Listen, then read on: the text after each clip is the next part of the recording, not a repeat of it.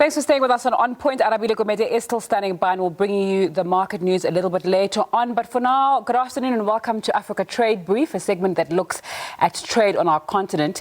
Today, I thought we may take a look at how different countries on our continent trade with each other or have traded with each other in the past, pre-Corona and pre-Africa Continental Free Trade Area Agreement. What laws and agreements govern those agreements? I'm going to take a look at countries in the north, east, west and central parts of the continent to gain insight into how they traded and the agreements that they have. So this data is sourced from the Trade and Law Center and is from pre-Africa Continental Free Trade Area Agreement times. When I spoke to the AU Secretary General of the agreement last week, Wamkele Mene, he said it will be a while before we have strong data to show how trade on the continent is doing since the implementation of that agreement on the 1st of January. So let's start in East Africa, in Uganda. Uganda is a member of the East African Community, which is a regional intergovernmental organization of 6 partner states. That's Burundi, Kenya, Rwanda, South Sudan, Tanzania, and Uganda. The EAC is home to 177 million citizens, of which over 22% is urban population, and has a GDP combined of over $193 billion. Duties and tariffs for countries in these groups are significantly lower than duties for non-members. It's also part of COMESA and the African Union Agreement. So let's take a look at their main destination markets. You can see on their screen there they trade with Kenya, Sudan, DRC, Tanzania and Burundi as part of that bloc. Their exports, 20% of Uganda's world exports are for coffee. Let's take a look at the intra-Africa exports to countries outside EAC and COMESA. Morocco and South Africa have duty-free on coffee. Petroleum oil, South Africa and Algeria, duties there. Tobacco, medicine, unrooted cutting and slips. You can see South Africa coming through quite strongly in terms of agreements there with Uganda. Unspecified printed materials, Central African Republic has a 30% duty there, and aircraft parts not elsewhere specified. Now these graphics are coming to you because of that Trade and Law Center. We haven't attributed to them on the bottom, but I just want to tell you where it comes from. Let's take a look at Uganda's imports outside EAC and COMESA. Again, South Africa, 64%, gold, flat-rolled iron, iron and non-alloy steel bars, so a lot of metals there. Trading with Burkina Faso as well, 25% duty on gold there, and printed materials are duty-free. So just giving you an insight into the kind of trading that Uganda does. Let's go now to Niger and see pre-COVID-19 and pre-Africa Continental Free Trade Area, what was that intra-Africa trade like? 56% of Niger's world exports and 18% of world imports were to and from the rest of the continent.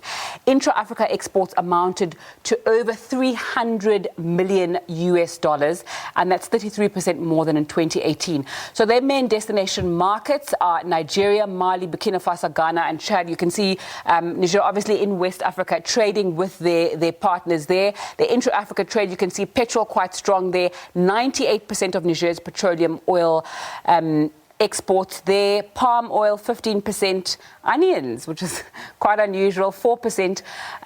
Sugar and cattle as well. Let's move on to the next slide and take a look at the intra-Africa exports to countries outside of ECOWAS, which is where Niger is. Palm oil, Chad, about 30% duty there. Medium oils, sugar, food preparations, green tea, and bakery wares are what Niger exports outside ECOWAS. ECOWAS has 15 member states. All member states, they are part of that ECOWAS free trade area, 14 of which are in the process of implementing the ECOWAS Common External Tariff. Qualifying imports from approved ECOWAS producers are imported into Niger duty-free. Let's go now to North Africa, Tunisia. We are seeing that intra-Africa trade for 2019 was 11% of Tunisia's world exports and 10% of world imports were to and from the rest of the continent. Intra-Africa exports amounted to over $1.6 billion. Their main destination markets, you can see also around North Africa, Libya, Algeria, Morocco and Egypt. The intra-Africa trade, dates, cement, steel structures, sanitary products and trailers. Let's take a look at what else is happening in terms of of Tunisia's intra-Africa exports to countries outside of where they are. Tunisia is a member of the Common Market for Eastern and Southern Africa. You can see that they export margarine, cement clinkers, electric conductors, trailers, sauce preparations, aluminium and refined sugar.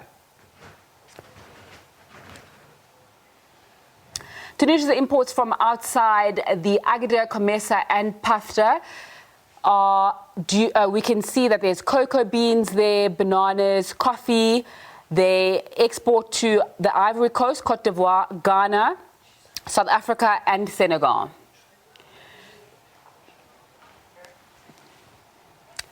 Right, let's come to Southern Africa now. We've taken a look at the north, the central.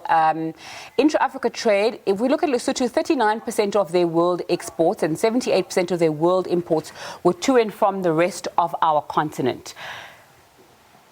Their main destination markets are South Africa, Eswatini, Botswana and Tanzania. Now, Lesotho is part of the Southern African Customs Union with duty-free intra-SACU trade.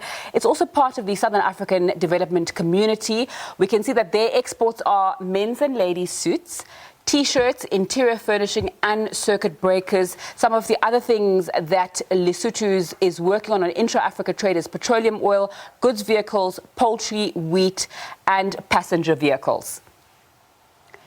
Intra-Africa exports to countries outside SACU and SADC, domestic cooking appliance. When they're exporting to Uganda, Uganda only pays a 10% duty. When they're exporting printing ink to a country like Nigeria, they're paying 10%.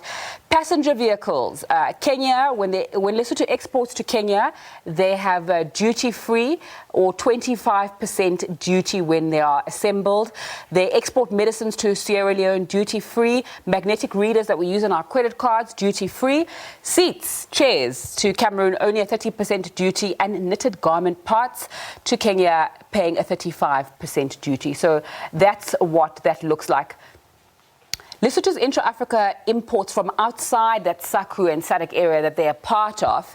Their main partner appears to be Kenya with 86% exporting medicine, sewing machines, laboratory parts and plastical articles, followed by Ghana exporting ski boots. As you know, we sometimes get snow in Lesotho. Egypt 5%, medicines are sent there duty free. Guinea, 2% unspecified goods, and Nigeria, 1%. Nigeria not paying any duties on animal feed preparations. Lastly, let's look at Central Africa in Congo. It's part of the Economic Community of Central African States and the Central African Economic and Monetary Community. Let's take a closer look at their trade. So for 2019, 5% of Congo's world exports and 26% of world imports were to and from the rest of the continent. Their main destination markets, Angola, Gabon, Cameroon, Namibia and Nigeria. You can see that unlike the other countries that we've spoken about, their main destination markets are not just tied to Central Africa. They're going to Western Africa, Central Africa, even Namibia coming closer to the south. Their exports are pleasure boats, 75% of Congo's world cruise ship exports, light vessels, taps, machinery parts and mechanical appliances. Very small part of their intra-Africa trade, but also taking place. We can also see that soap, also a very small part of the imports that Congo has, petroleum oils, frozen fish as well. Let's continue taking a look at the trade, intra-Africa exports to countries outside CEMAC, that trade bloc that they're part of. Goods vessels, as we've seen, playing a large part. Ivory Coast paying 5% duty, Angola and Namibia duty free there. Pressure reducing valves, Nigeria paying a 10% duty, and parts of machines.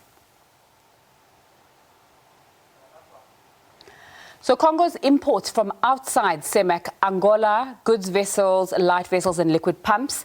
The imports from outside CEMAC, Namibia as well, also focusing on goods and machinery. Togo focusing more on medium oils, light oils and milled rice, 5 to 10% duty on each of those goods. South Africa popping up again, malt extract 10%, tugs and pusher craft, and Ghana importing goods, vessels, food preparations and winches from the Congo.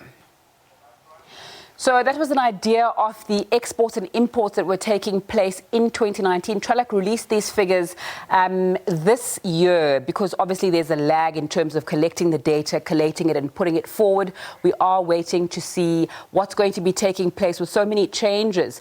Now let's take a closer look at how goods and trade occurs on the continent and the things that govern it. Mxolisi Ngulube, a researcher on international economic policy and law, joins me now to talk about that. Thanks so much for your time on SABC News this afternoon. Talk to us about the overarching regulatory framework that determines how countries on the continent trade with each other. Good afternoon, Zinga. Thank you for having me. So you've already alluded to, I was listening in, as to the many different regional agreements that exist within the continent. So there are quite a number, varying from COMESA to SACU, to Censored, to the EAC, to GAD. So there are so many different, and also to the SADC agreements themselves. So there are many different agreements that govern trade and that govern regional integration within the continent. However, with the CFTA, we are hoping that this is going to be the overarching agreement that sort of going to start governing how regional integration happens within the region. So at the moment, we've got many fragmented agreements. Mm-hmm.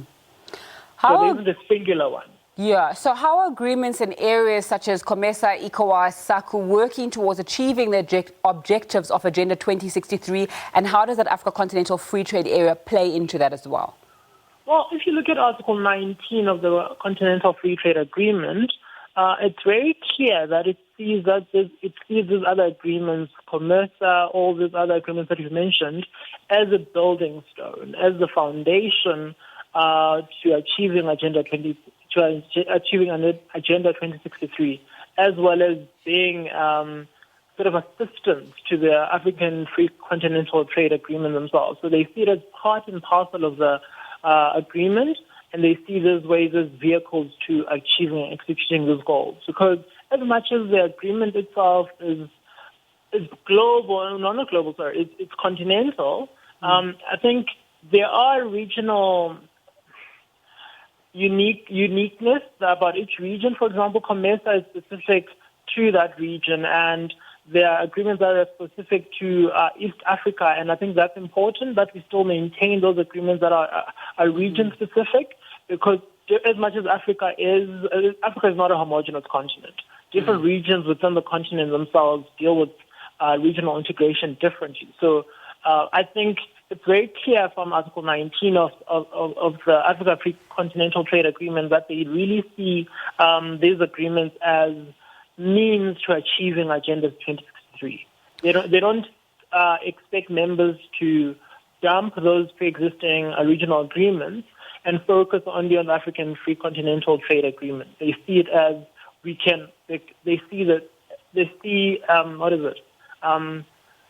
an opportunity to work cohesively together. Mm-hmm. Mm-hmm. Yes.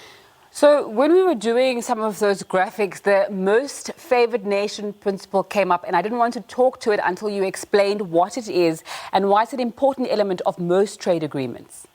So, Zinga, my apologies, I may have missed you. Please, could you repeat for me?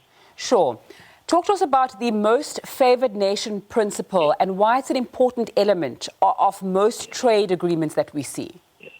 So the most favored nation agreement is possibly one of the most important principles of trade, or especially agreements on trade, varying from the CFTA itself to the World Trade Organization. And what the underpinning principle about that is it's a non-discrimination clause. It essentially says that whatever treatment you afford to the one country, to a trading partner, you must afford to your other trading partners. So the qualifier, of course, is that you must be part of some sort of agreement, some regional integration, some sort of customs union, free trade area. And if you are a member of that free trade area and you give Lesotho, for example, Lesotho is part of SACU. If we give Lesotho a particular treatment, we are expected to give it to other SACU members. So you sort of treat members that are part of the same agreement equally and similarly. You can't afford one member less favorable treatment than the other. Wow. That's the essence of the most favored nation principle, and it's very much one of the most important principles in trade law. It's the reason why members, for example, are enticed to even form part of these agreements because they realize that they can gain and have access to perks that other members or other countries that are not members to that particular pact have access to. So members that are not part of the African Continental Trade Agreement, for example, won't benefit from any favorable treatment that members that are part of the CFTA will benefit from. Mxolisi Ngulube, thanks so much for your time on SABC News this afternoon. After a short break, Arabile Gumede is going to have your markets for us. But now let's take a look at how African markets and currencies are performing.